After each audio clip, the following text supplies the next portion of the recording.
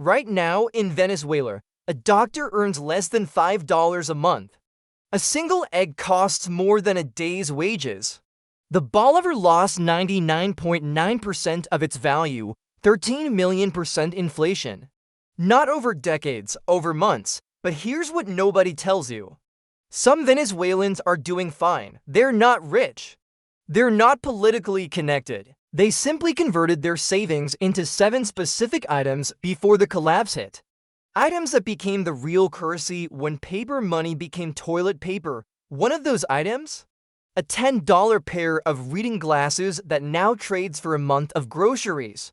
Another, bicycle tire patches that cost pennies but now buy meat for a week. Tonight, I'm showing you all 7. These aren't gold bars or cryptocurrency. These are weird, overlooked items that cost almost nothing today but become fortunes when dollars fail. I've studied Weimar Germany, Zimbabwe's $100 trillion bills, Argentina's overnight collapse, the Soviet Union's implosion, and Venezuela's ongoing nightmare. The pattern is always identical. And these 7 items appear in every single one. One of them might already be sitting in your garage worth nothing, but when the dollar fails, it becomes a small fortune. Let's get into it. Number 1. Silver coins constitutional. Junk silver. The first item is junk silver. And before you skip ahead thinking you've heard this before, listen carefully. Because most people get this completely wrong. I'm not talking about buying silver bars or fancy collectible coins. I'm talking about pre-1965 American dimes, quarters, and half dollars. The ones your grandparents might still have in a jar somewhere. These coins contain 90% real silver. They're called junk silver because they have no collectible value. But that's exactly what makes them perfect for collapse. Here's why this matters. In 1923 Germany, gold was too valuable for everyday purchases. How do you buy a loaf of bread with a gold bar?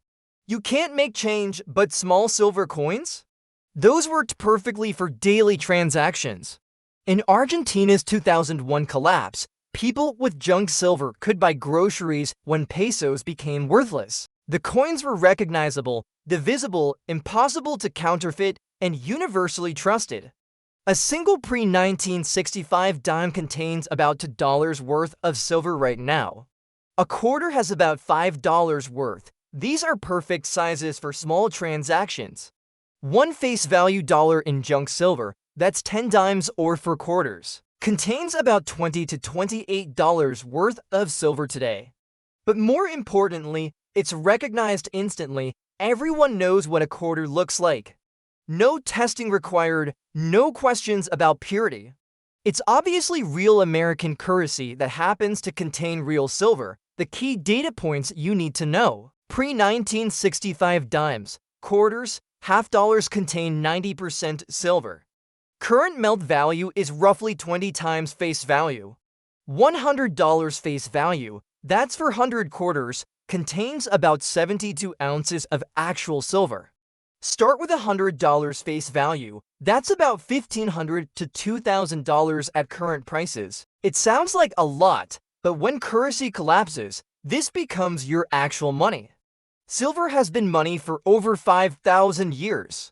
Every fiat currency in history has eventually failed. Silver never has. Number TWO heirloom seeds and ONGMO, open pollinated. The second item is something most people completely overlook. Heirloom seeds, not the seeds from the hardware store. Not hybrid seeds that produce great crops, but whose seeds don't grow true the next year.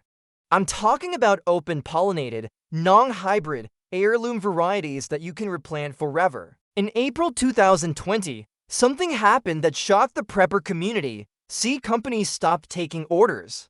Backordered for months, websites crashed. Seeds sold out nationwide, and that was just a pandemic scare.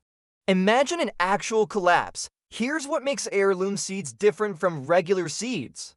Hybrid seeds, the kind most stores sell, are designed to produce one great crop. But if you save those seeds and plant them next year, they don't grow true. You get random, often useless plants. Heirloom seeds are different. You plant them, Harvest the crop. Save the seeds from the best plants, and next year, those seeds produce the exact same crop forever. One $3 packet of heirloom tomato seeds can become an infinite food supply. First year, 10 plants, save seeds. Second year, 50 plants. Third year, hundreds. It never ends. In Cuba during the special period, when Soviet support collapsed overnight, seeds became more valuable than gold. People with seed-saving knowledge built entire barter economies around their gardens. A single packet of heirloom bean seeds traded for a month's salary, because beans meant protein, and those seeds meant protein forever. The specific varieties to prioritize are tomatoes, beans, squash, corn, and leafy greens. These form the foundation of survival gardening. Properly stored in cool, dry, dark conditions, most seeds last 3 to 10 years. Some last even longer. Here's the critical point most people miss. You can't eat stored food forever. Eventually it runs out. But seeds? Seeds are the only prep that multiplies instead of depletes. One seed becomes 100, 100 becomes 1,000. When currency collapses, the person with seeds controls food production, and food production is the ultimate wealth. Number 3, coffee and tobacco. The third item is going to seem strange. Coffee and tobacco. These are luxury items, vices even. Why would these be valuable in a collapse?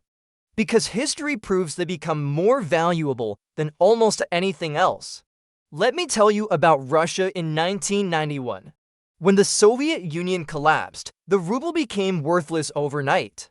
Banks closed, stores emptied, the economy simply stopped. You know what became currency? Vodka and cigarettes. Businesses paid workers in vodka because rubles were worthless. People traded cigarettes for food, medicine, and services. A pack of Marlboros could buy a week of groceries. This pattern repeats in every single collapse. World War II prisoner of war camps used cigarettes as the primary currency. Everything was priced in cigarettes, not money, cigarettes. Venezuela today, a can of coffee costs more than most people earn in a month. Coffee became a luxury only the wealthy can afford. Those who stockpiled it before the collapse trade small amounts for enormous value. Here's the psychology. In times of extreme stress, people desperately crave small comforts. That morning cup of coffee isn't just caffeine. It's normalcy, routine, a moment of peace in chaos. People will trade essential goods for these psychological comforts. It seems irrational, but it happens every single time. Coffee stored properly in vacuum-sealed containers lasts 20 years or more. Even when stale, it holds value because it's scarce. Tobacco lasts indefinitely when kept dry. Cigarettes in sealed cartons, rolling tobacco in airtight containers. These become pure barter gold. The strategy is simple. Stock these items even if you don't use them. Especially if you don't use them, that means your entire supply is available for trade. A $50 investment in coffee and tobacco today could easily trade for $500 worth of goods in collapse. Maybe more. Small bottles of liquor work the same way. Airline-sized bottles are perfect for trade. Whiskey and vodka last forever. When paper money dies, vices become currency. It sounds cynical, but it's documented fact. Number 4 are hand tools and electric. The fourth item is quality hand tools, and I need to emphasize the word quality. Not the cheap tools from the discount store, not power tools that need electricity. I'm talking about traditional, manual hand tools made from quality steel. When electricity becomes unreliable or unaffordable, power tools become paperweights. That expensive cordless drill, useless without power to charge it. But a hand drill, a bit brace? Quality hand saws and planes, these work forever. During the Great Depression, people with tools and skills always found work. Carpentry, repairs, building, these require tools, and those who had them prospered. In the Siege of Sarajevo from 1992 to 1996, hand tools became incredibly valuable. People needed to repair damage, build shelters, stay warm. Those with tools could name their price for services. The specific tools that become invaluable include hand saws for cutting wood without power, hand drills and bit braces for making holes, quality chisels and planes for woodworking, axes and hatchets for processing firewood, hammers, wrenches, screwdrivers for repairs. But here's what most people miss. Vintage tools are often better than new ones. Pre-1960 tools were made from better steel, designed to last generations. Modern cheap tools break under real use. Estate sales, antique stores, and flea markets often have vintage tools for less than new garbage costs. And they're 10 times better quality. A quality hand saw from 1950 will still be cutting wood in 2150. That's not exaggeration, that's engineering. The person with tools can always find work. The person with tools can repair their own home, build what they need, and provide services others will pay for. Tools aren't just preps, they're productivity. And productivity is survival. Number 5. Soap making supplies. The fifth item is one almost nobody thinks about. Soap making supplies. Soap. Basic, simple soap. Right now, you can buy a bar of soap for $1. But in economic collapse, soap becomes precious. Here's why. Soap is consumable. You use it up. Unlike tools that last forever, soap disappears with use. That means constant demand, and soap prevents disease. Poor hygiene in crisis conditions leads to skin infections, lice infestations, fungal infections, and the spread of contagious disease. Soap is literally life-saving. In Cuba during the special period, soap virtually disappeared from stores. Those who knew how to make it became wealthy in the barter economy. A single bar of homemade soap could trade for substantial goods. The economics are incredible. A bar of basic soap costs about 50 cents to $1 in materials to make. In collapse, that same bar trades for $10 to $20 worth of goods. That's a 20 times return on investment. The supplies you need are simple: lye, which is sodium hydroxide, fats like lard, tallow, or coconut oil, and molds to shape the bars. Lye is the critical ingredient. You can render fat from animals or save cooking grease, but lye is harder to make. Stockpiling lye now means you can make soap indefinitely. A 50-pound bag of lye costs about $50. Combined with saved fats, that's enough to make hundreds of bars of soap. Maybe thousands. The knowledge matters as much as the supplies. Cold process soap making, hot process soap making. Different recipes for different purposes. Learn now while you can watch YouTube tutorials and make mistakes that don't matter. The person who can make soap provides something everyone needs: clean bodies, clean clothes, disease prevention. Civilization itself depends on hygiene. When currency collapses, soap makers become essential community members. That's not an exaggeration, that's documented history. Number 6. Reading glasses. The sixth item seems bizarre until you think it through. Reading glasses. Cheap, non-prescription reading glasses that cost $10 at the drugstore. About 75% of adults need some form of vision correction. That's 3 out of 4 people. Without glasses, they can't read. Can't do detail work, can't see threats coming, can't read medication labels. In normal times, getting new glasses is simple.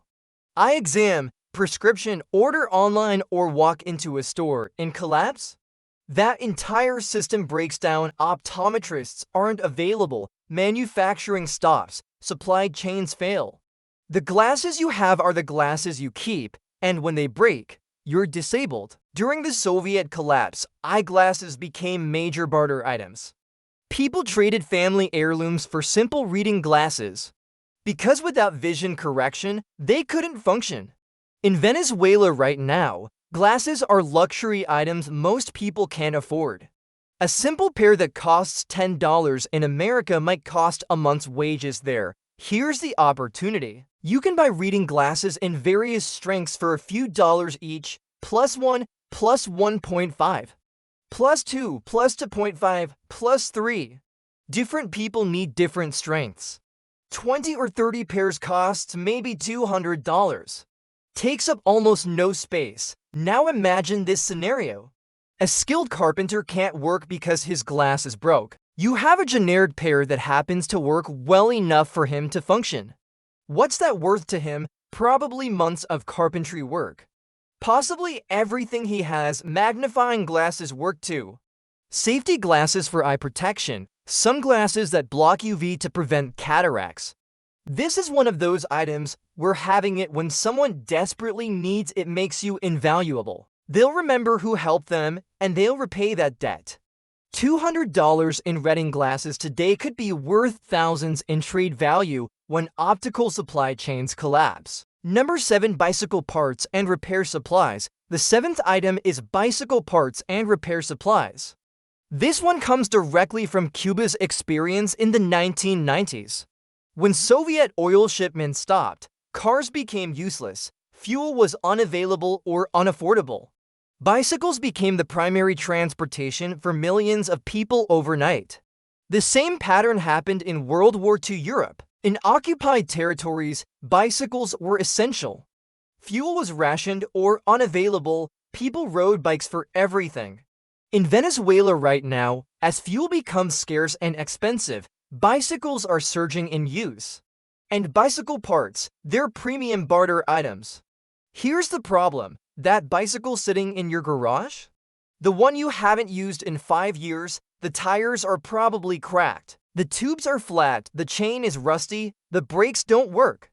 When everyone pulls out their old bikes at the same time, everyone needs the same repairs simultaneously.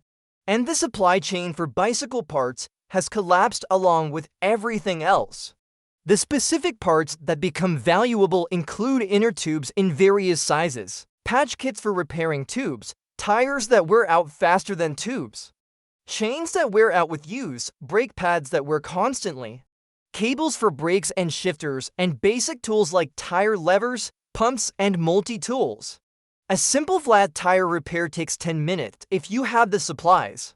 Without them, you're walking. In Cuba, bicycle mechanics became high-status professionals. People with parts could name their price. A single inner tube could trade for a week's food. The investment is minimal. A few $100s buys substantial inventory of common parts.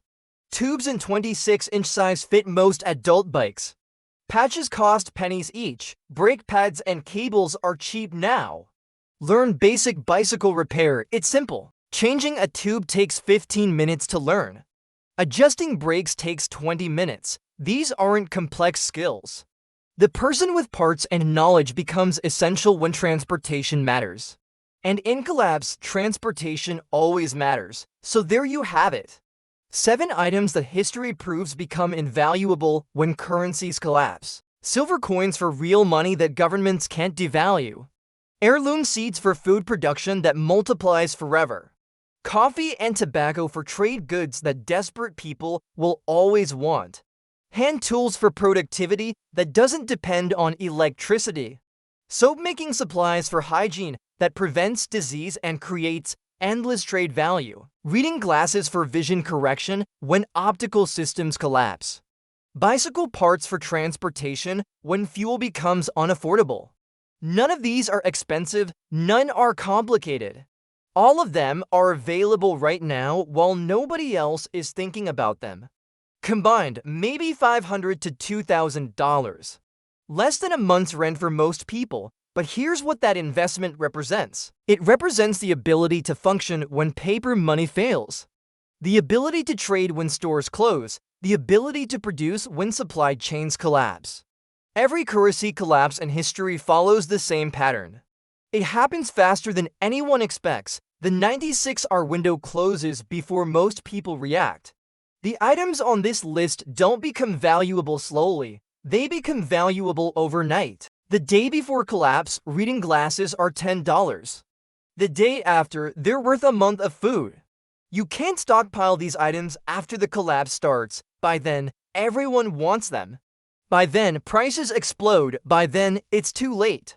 The Venezuelans who are doing fine right now, they didn't have more money than their neighbors. They didn't have insider information. They simply understood what always becomes valuable when fiat currencies die.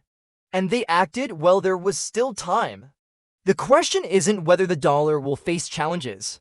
Every fiat currency in history eventually has. The question is whether you'll have these 7 items when it matters, or whether you lions be the one trading everything you own for a $10 pair of reading glasses.